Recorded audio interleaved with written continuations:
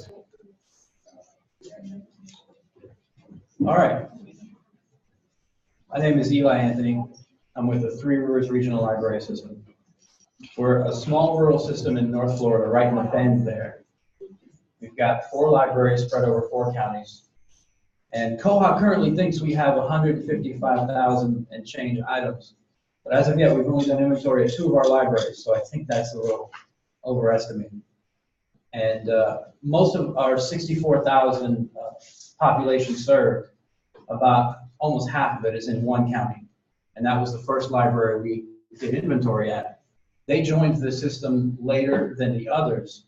And as far as anyone could tell, going back 20 years, there had never been an inventory done at that library. And not sure about the others, but that one, the first one we did, there was a discrepancy of about 27% between the items that Koha thought we had and the items that were really on the shelves. So to start with, we realized we had to make some decisions after our initial failed attempt, which I'll go over just very briefly. We didn't plan our initial attempt out. The system decided to hire 1 person to go through and scan every item, and little bit by bit. It took forever. Her life sort of fell apart in the process. Divorce, she was from another country, there was children, and so it was a disaster. She finished, but things got moved around, and for whatever reason, items on the shelves at this particular library constantly found their way to where they shouldn't be. So the patrons were reshelving things or whatever. And so that was a disaster. After that, we learned a few lessons, and the first main decision we made was which method to use. That video I linked, that URL there links to a video on Bywater's site that they produced that explains the inventory tool. There are 2 methods that you can use to perform inventory. One involves a barcode file that you upload. The other is using a list of items. So the barcode file, you'll produce something that looks just like that. A text file with 1 barcode per line. And that's what Koha wants. And if you do that method, you have to scan every single item in the library. Or you could do like Jason Robb in his presentation yesterday at their Southeast Kansas system. They would do section by section. Scan a section, upload it. So that's the barcode method. The other method is to have Koha give you a list of items. So you can give it a call number range, and it'll spit out all the items within that call number. And you can take a laptop, tablet, go through the stacks, and check them off in the little check boxes that they're there, and then you tell Koha to mark them. You can also print the list out, which is a little more cumbersome, and go and physically check, and then come back to your workstation and do this. As you can see, you got all these pages to page through. It's a tedious thing. So we chose to do the barcode file method, but we chose to do the entire library at once. We tried to piecemeal it the first time. We're going to do the same library again in 1 massive batch. And that choice informed other choices down the line. And our time frame, we figured 1 long weekend. The library was open Monday through Saturday, so we decided to close Friday and Saturday. And each of our libraries, they're pretty much run by their respective counties. We don't, as the system doesn't exercise complete control over them, so the library had to get permission from the county to close. And the citizens depend very much on the public library. If the library is closed or it opens late, we're 2 blocks from the county administration offices. Someone will be in the county administrator's office complaining. And so we got permission, but we had to be open Monday morning at 9 a.m. So that was our hard deadline. Friday morning we started, Monday morning everything had to be done. So staff, local staff at that library was pretty much all able. I think the weekend that we ended up choosing was Mother's Day, and so 2 or 3 of our mothers were not going to be able to be there Sunday. They already had plans with their family, which worked out. All of our administrative staff, 3 of us, we went down there to help them. And there were volunteers. that came in and out. Our director's wife helped out. Someone's teenage kids stopped by, and that really helped. And we borrowed staff in later, the following inventory we did, we borrowed staff from another library. And so we were able to meet our deadline Monday morning. And then in the planning, when you really start to get into it, we figured we'd have teams of 2. And one person would pull and return items from the shelves. The other person would be responsible for scanning them and making sure the barcode file was correct. And we had some people who were maybe really short, couldn't reach the top of the stacks, or were older and couldn't do this motion all day long. And so we took that into account when forming these teams. And there are a couple of staff that really never touched technology, ever. And so we didn't put them in charge of running the barcode scanner on the laptop. And we mapped out the library, and so that we knew which teams of 2 would be starting where. Someone would start in the easy section and go from A and go towards Z. The other person would start on the other side of the kids area and work towards them. Had that all mapped out. And so that we knew what everyone should be doing ahead of time. And the goal was every single item in the library scanned, the stacks should be intact and in the proper order when we're done. And then IT takes over and uploads everything into Koha, and that upload, that final upload, is done by Monday morning when they open. Because of course, when you mark it, an item in Koha with the inventory tool, it marks an item as seen, it checks it in. And so that was another part of the disaster of the first initial inventory. That got done, and hundreds of items that were checked out were checked in. It was ridiculous. So we didn't really have any money either. We had just paid, I don't know exactly, it's not my department, but I think it was thousands of dollars to this individual for this, freelance job. So we weren't getting any more money to perform this inventory. So we had a bunch of laptops that we made use of. We took existing barcode scanners, USB barcode scanners from the CERT desk. We borrowed a couple from other libraries, flat-topped AV carts, and we used long, skinny plastic tables like we're all sitting at here. And the tables worked well.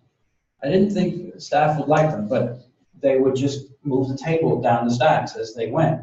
And what happened is the person pulling the items would put them on one end of the table and slide them down, and then the other person would scan and slide them back. And they worked pretty efficiently once they got going.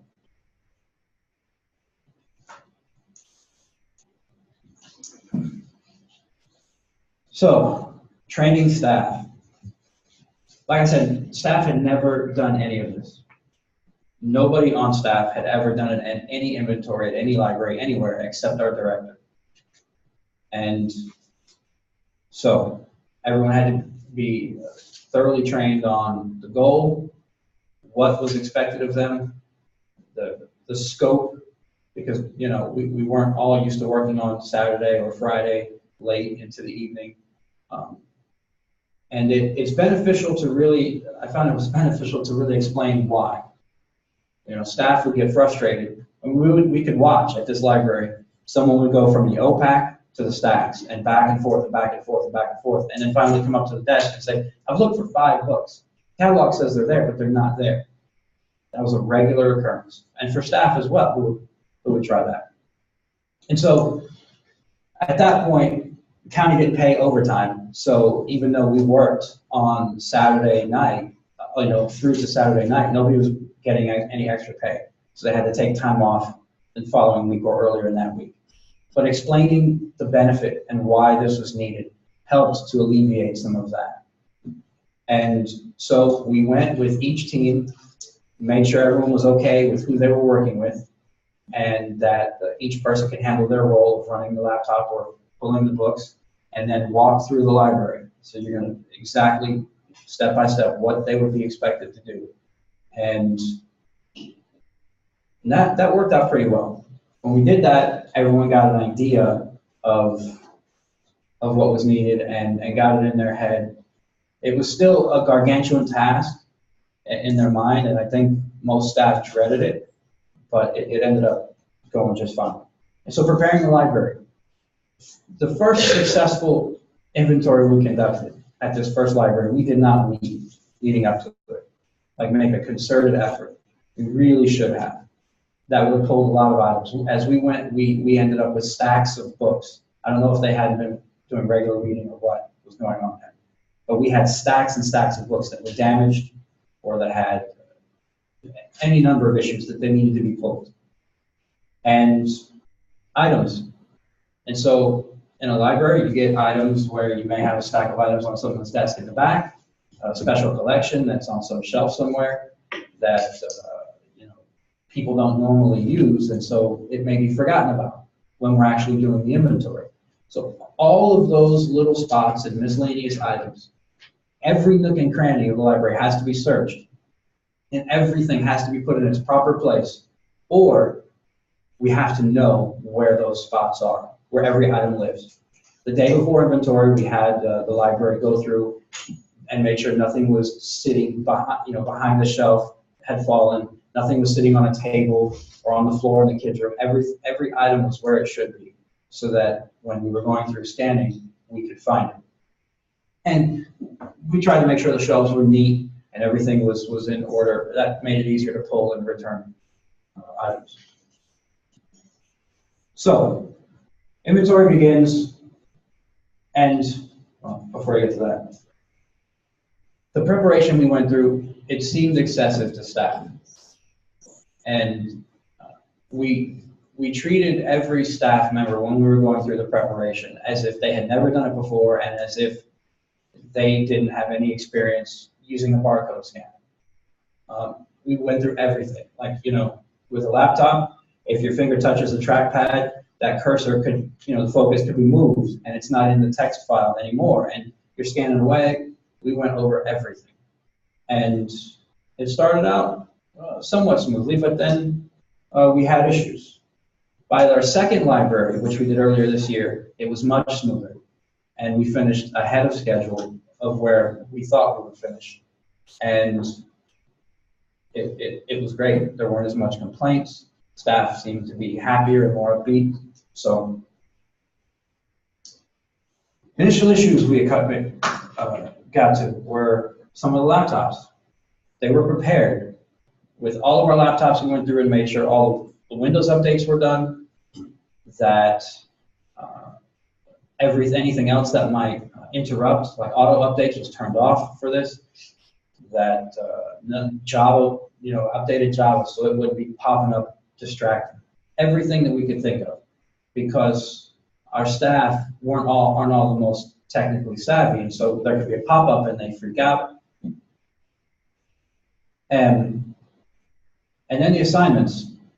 So we had these teams of 2, but we also had one person that functioned as a floater, and they were by themselves. And that was the person that organized and oversaw everything. And that person handled the spinner racks, the end caps, little miscellaneous areas. And we always had an odd number of staff. As one person had to go for some family function, we had another replacement come. It worked out, where there was always an odd number, so that floater was just by themselves. And then if there was an issue with even the AC, for example, the ever long battle of it's too hot or it's too cold, and someone would go adjust the AC and then they wouldn't show back up, and their partner was standing there with piles of books. Oh, they got distracted, or they saw something else that needed attention in the library. But that we developed the method of that floater handles everything. Any and everything that happens, aside from, you got to go to the bathroom, you tell this individual person and they take care of it. If your barcode scanner goes out, that's fine. We made sure that we had backup laptops, backup batteries, backup barcode scanners. Electricity in this library is pretty rough. There's almost nothing on most of the exterior walls for outlets. And so we had some extension cords. We made sure we had 2 batteries for every laptop. And in our extra laptops, they were plugged in at the circ desk. They were charging the batteries, so that it would just be a quick matter of plugging in the laptop's AC power, swapping the battery out, and they could keep working. And And then some people just inexplicably forgot what they were supposed to do. We went over twice, individually with everyone, and then we had a group walkthrough during preparation for staff. And sometimes they would show up and they'd say, what are we doing? Where do I start? And sometimes they would get there and they would say, hey, I don't want to pull these books off the shelf. This is stupid. I want to use the laptop. And thankfully, the person on the laptop never was equally stubborn. So everyone got along pretty much, and some people switched their roles. So during inventory, you get going, you get rolling. We realized that, of course, people might going up and down stacks, and you've got one side of one stack facing another side of another. They might get going and forget which side they did, so we had to come up with a way to mark what was done. So every section of shelf, you put a marker in, a piece of paper sticking out between two books, something to show that it was done. And every now and then you had people who would finish a row of stacks, for example, and they wouldn't curve back around and do like they were, supposed to. They'd see another section and they just say, I want to scan those. Those are nice. But that marker prevented that after the first day. The first day, Friday, was rough. The marker, or for the second library, we had a diagram. And in addition to the markers, so that the person overseeing inventory could mark off every section that was done. And that helped as well. And so they need reminders. This is a gargantuan task. They were repeating actions thousands of times. And it definitely seemed to some like we would never finish. But keeping the spirits upbeat was important. And so we would I would remind them to save after every section. I would tell them to save after every section. It got to a point where every time they saw me, they would just scream out at me, save. But it got in their head because it was disastrous for hours and hours of work for not saving. Now with that, we set up Notepad++ on every laptop to auto-save, in addition to them saving, which worked wonderfully. We didn't have any issues. Now, we also, and we had this issue at the CERC desk too. When we first got trained by Nicole, she drilled into our heads to scan and look, because the barcode scanner beeps, right? But that means that the barcode scanner has done its job. It doesn't tell you anything about what the machine is doing. Koha might stop and say, hey, there's a hole for this item or whatever, and they're just scanning away, not looking, talking to the patron or whatever.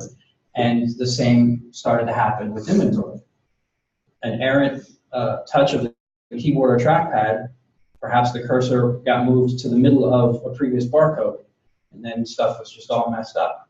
And so reminders to constantly pay attention. That was part of the role of that person running the laptop, to look at the file and make sure that the barcodes are going in. And to periodically check. If I got a stack of books, I scanned this book 5 books ago. Is that barcode 5 barcodes up in the file? Just periodically making sure. And because it's boring. And some people never said one word the whole weekend while they were working. Some people chatted away. It was the strangest thing. Competitions developed. We're at 8,900 barcodes. What do you guys have? And that was hilarious. And there were accusations of cheating, of not understanding how the line numbers in the file, in the Notepad++ work. And there was one team where they were just chatting away, having a great time. And then all of a sudden we hear, shut the hell up, from a corner of the library. Well, that library manager was screaming at the director's wife, who was volunteering to help us, and her direct supervisor to shut up, because she figured they couldn't be working if they were chatting. That was smoothed over. But they didn't talk so loud. They kept talking, they didn't talk so loud after that. And food. Leading up to lunch, leading up to dinner, talk of food would begin, and that seemed to energize people. And just sort of lifted morale a bit.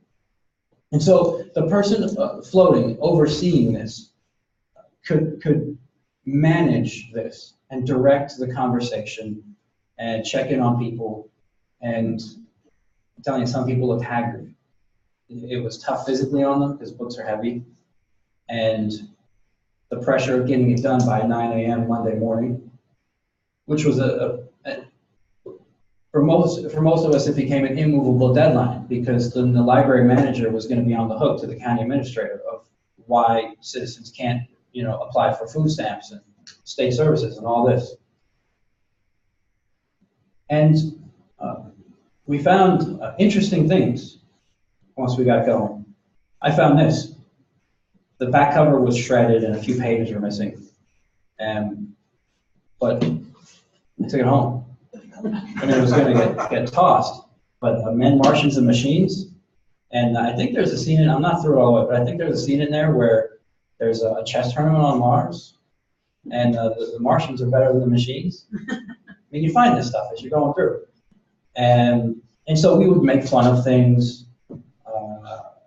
And once you get going, the people calmed down for the most part and got it just settled into a routine and then started flying. And as they were calling out how many items they'd scanned, those numbers were going, just going. So it's good to not let people just head out for lunch on their own. That was a disaster.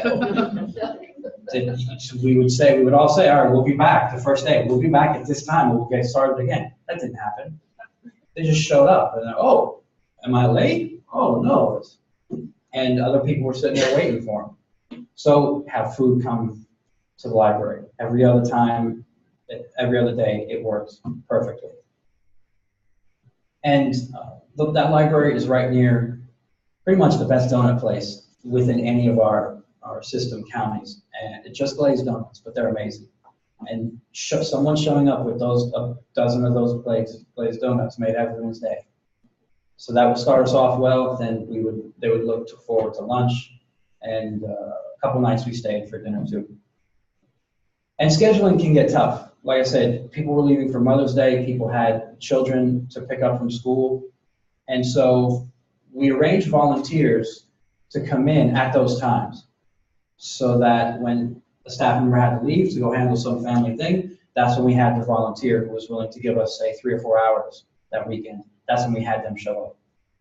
And we had very little time where we had someone sitting around waiting for someone else to leave so they could jump in, or where someone's partner left and they were stuck by themselves, because you go a lot slower, of course. Another thing I forgot for preparing the library, you can't just do this, but there's one thing we learned that you can't do right before inventory. But the placement of barcodes physically on books is a nightmare. If they were all in the same spot, it would have saved us probably hours. But sometimes they were a few pages in off the back cover, sometimes they were outside the cover, and the same thing on the front cover. They weren't uniform. And so you can, we got cataloging and we can fix that going forward, but that didn't help us before. And the best there were some shelves where, for some reason, this one whole stack, all the barcodes were on the back and sort of towards the corner. So they were just tipping the book out, scanning and going. And that was amazing. Everything else was horrible. That was one of the big complaints we got. But and interestingly enough, the one person from the system staff who wasn't there, who couldn't be there at all, was our cataloging department. So she didn't get to hear any of those complaints. And so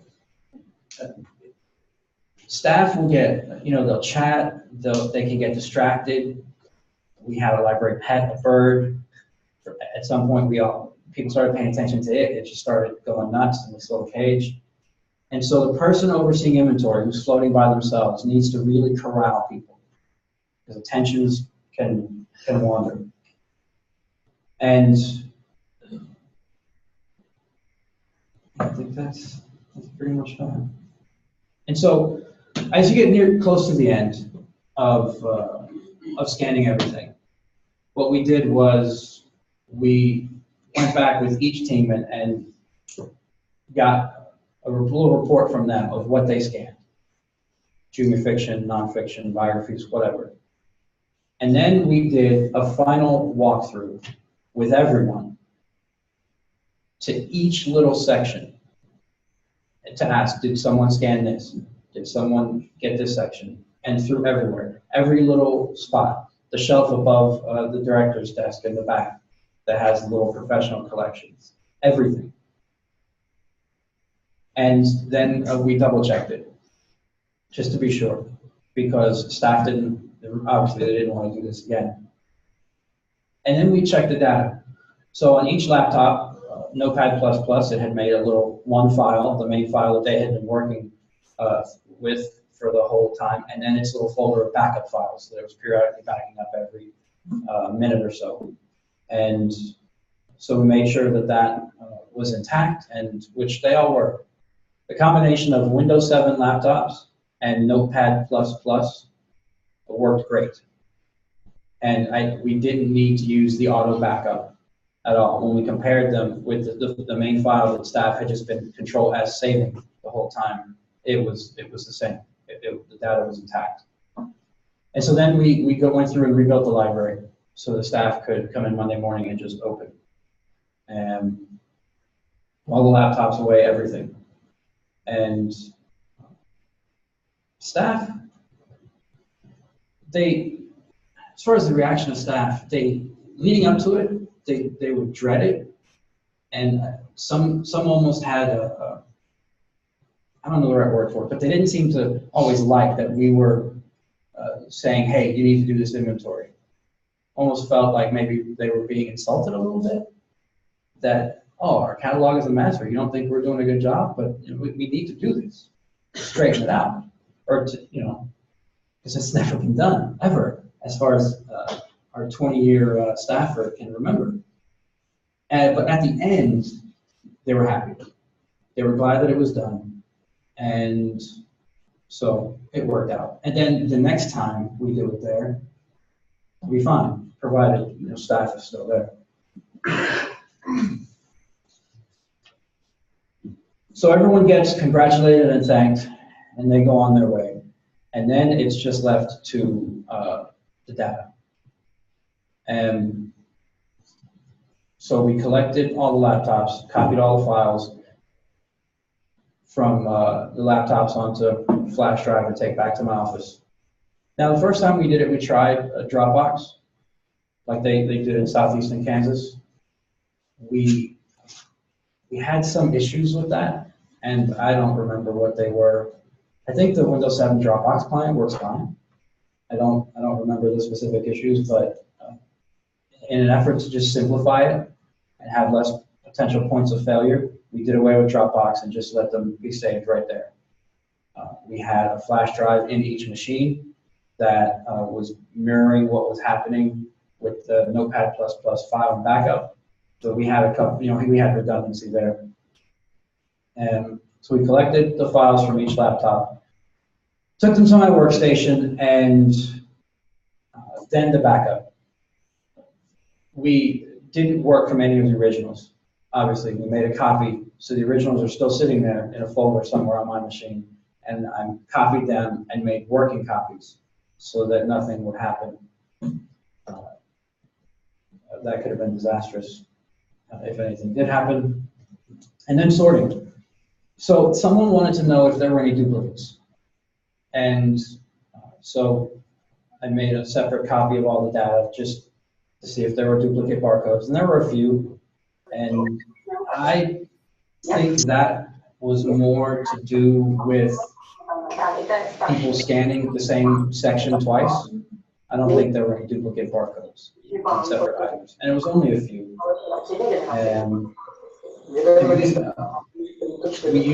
used a Linux workstation, so I used some sort split. I can't remember the name of the other one, but to check for duplicates.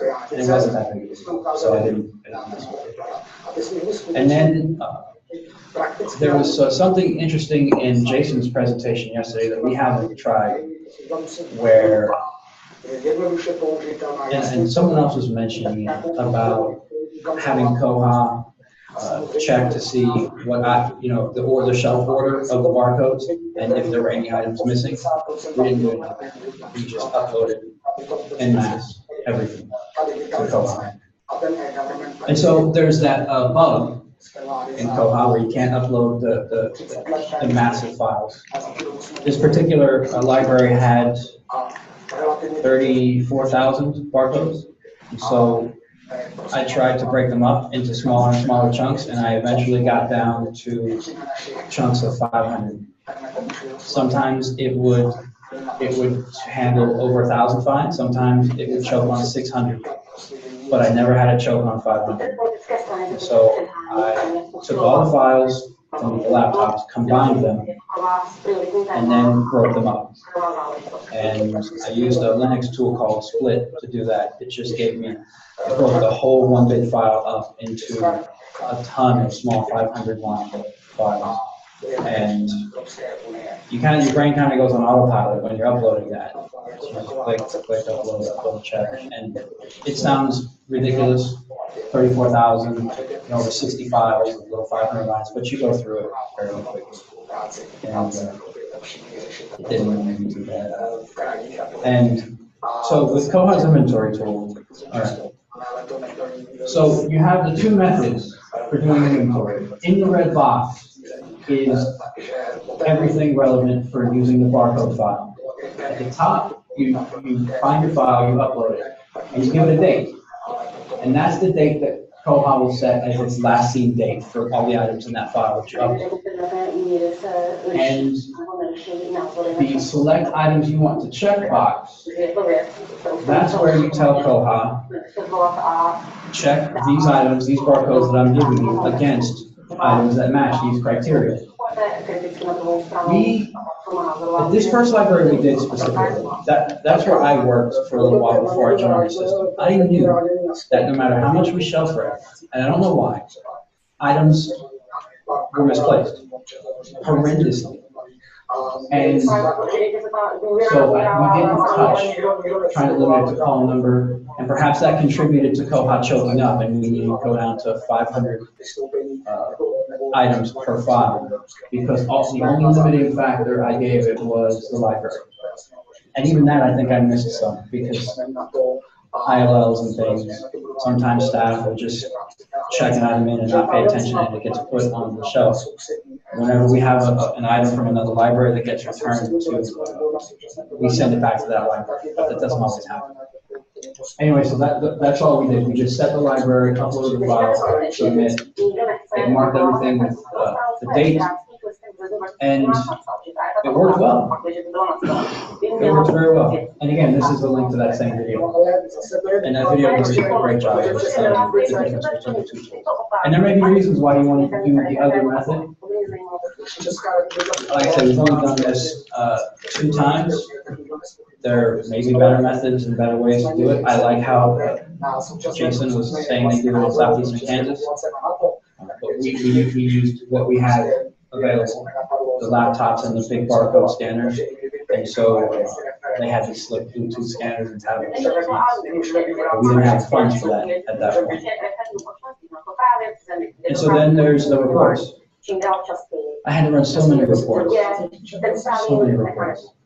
There were reports of everything that wasn't scanned, and there were reports of everything that wasn't found during the inventory, that wasn't checked out. And there were reports of everything of that, but things that they wanted to back out, things that were long overdue, because we had one of those too. There was tons of reports. Almost the whole next week, I was getting calls. I like this report, but can you tweak it? So you're going to do that a lot. And then other people decided what to do and where to draw the lines. And we found that we had 12,000 items that Koha thought we had that weren't there. And which none of us thought it would be that bad. But once it was decided how many of those to purge, we did it, and the catalog is much leaner now, and the staff, I mean, patrons both can find what they search for in the OPAC or in the staff plan. And again, this may not work for you guys. There may be better ways to do it. I'm going to incorporate some of what Southeastern Kansas uses the next time we do it. As far as our schedule, we've decided to do, we have 4 libraries. We're going to do 1 library a year. So each library will have an inventory performed once every 4 years. And we don't really have the staff. No one library has the staff to do it with their own staff. So we got the system staff has to come and assist them, and we need volunteers. We've done 2 libraries. Both times we've had volunteers, spouses, teenage or 10-year-old type children, which are a great help. The kids, holy moly! If you got kids, they won't get into serious competition with one another. And we don't even need to have them run a scanner. For example, we had these DVDs with the locking cases, and most of the barcodes are on the inside. And it was hell, grabbing a stack of DVD cases, unlocking everyone, and locking them back again. But the kids loved it. They loved using the little magnetic unlocker and locker. And so they just went to town. And so make use of any volunteers you got. And that's pretty much it. Oh, this is exactly what we use. That's the URL to get Notepad++. It handled the files great. I think the largest files it handled were ones of 15,000 lines, maybe. And then the scanner was the Griffin 4130 USB scanner. It's available on Amazon for, I think, in the mid-100s, 150, 140, somewhere like that. And then I used gedit on Ubuntu after that, and it handled 30-something thousand lines just fine. And that's it. So we've got a couple minutes for questions. Do we have any? Yes? So can you go into more detail on those reports? Because that, I think, would be sticking with a lot of items. Like, you have a batch of barcodes. How did you find barcodes that weren't scanned, for example? Were you running reports based on last seen? Like, I guess that would. We didn't. It was decided that for items that were on the shelves that had a barcode that were not in Koha, those barcodes would be uploaded to Koha, and Koha just wouldn't find them. And we would deal with them if and when they showed up at the cert desk, which has ended up not happening at all. The director and I were at this particular library a few weeks ago, and there's a stack of books in the corner, and they were books just like that, and they were just put in the corner. Nothing was happening with them. So follow-up in that regard needs to happen, and so that's another lesson we learned for future inventory. But when we do the inventory, we're there, we leave, it's then up to the staff. And so for years, some staff has been having the items come up with a bad barcode, or it's not in Koha. And instead of disappointing the person standing there at the cert desk who wants the item, they just give it to them. And then they get into that habit. That's what they do every time. They never say, no, I'm sorry, you can't have that book. Or, hey, give me a few minutes, let me grab all this information so that it can be recatalogued. We're working on it, but we're not there yet. Yes? Do the books that happen to be checked out when you start your inventory factor into the process at all, or are they just assumed to be part of your inventory in addition to the files that you upload? Well, the beauty of it is, so because they're checked out, Koha has seen them recently. Okay. And so all this inventory tool does is you're basically grabbing every item, you're shoving it into Koha, and you're saying, mark these as seen today. And so if something was checked out 2 weeks before that, it will have a last seen date of 2 weeks. And so if then you go into purging items and you decide these items are not here and they're not checked out, you would include the currently checked out items in the items you exempt from that. And so you can run a report that tells you all items not seen since a given date. And you just move that date around.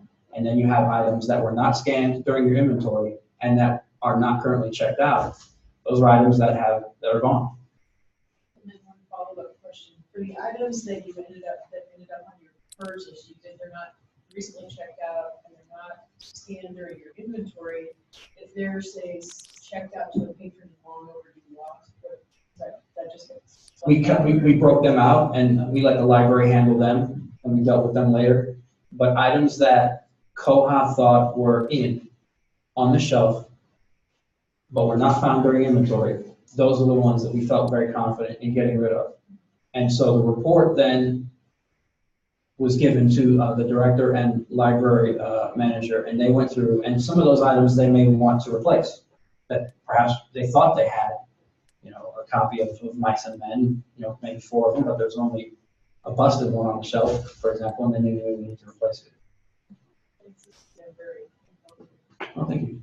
Yes. We have run into a situation where we think, of course, we haven't done it for 4 years,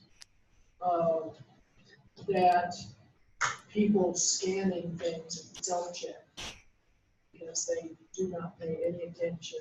If they hear a beep, it's, as far as they're concerned, it's been checked out. So we think a lot of that stuff is walking on the floor with people thinking they checked it out.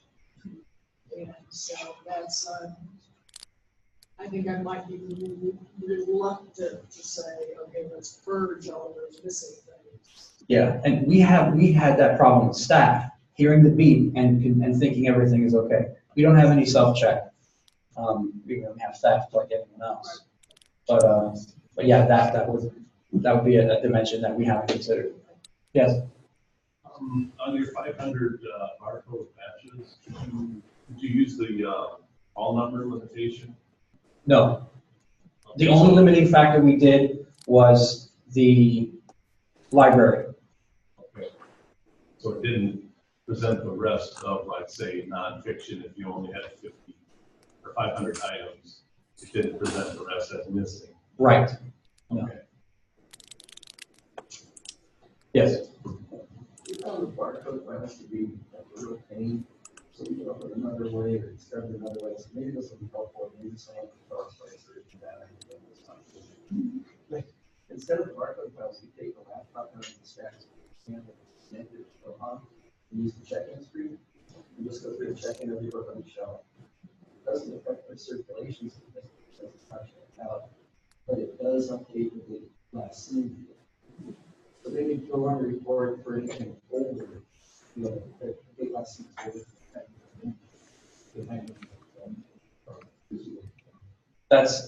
That's pretty much accomplishing exactly what we did. I don't see anything wrong with that. I've done this at several libraries where the night before we go in to do the inventory, none of them have been big as what we said, 34,000. Mm-hmm.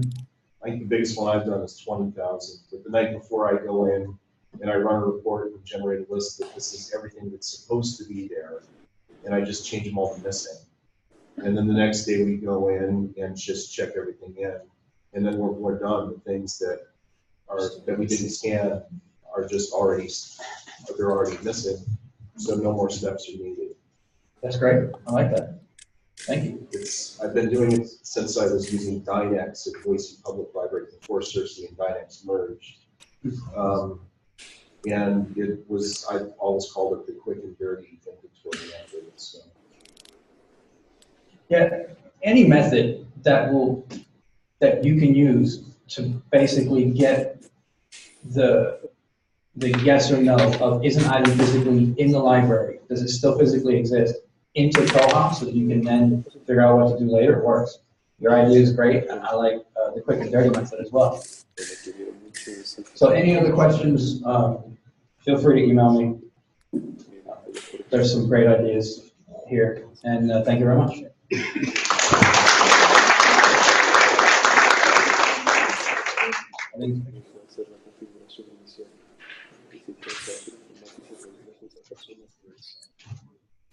All right, thank you very much, Eli. Yes, as mentioned, we're going to gather out back here again on the steps over by the Mudgee and Millie statue. So if you want to run to the restroom real quick, you can. We'll gather there, and we're going to be probably about 5 after that. We'll say, okay, this is everybody, and take the picture. So feel free to grab drinks or whatever and make your way out there.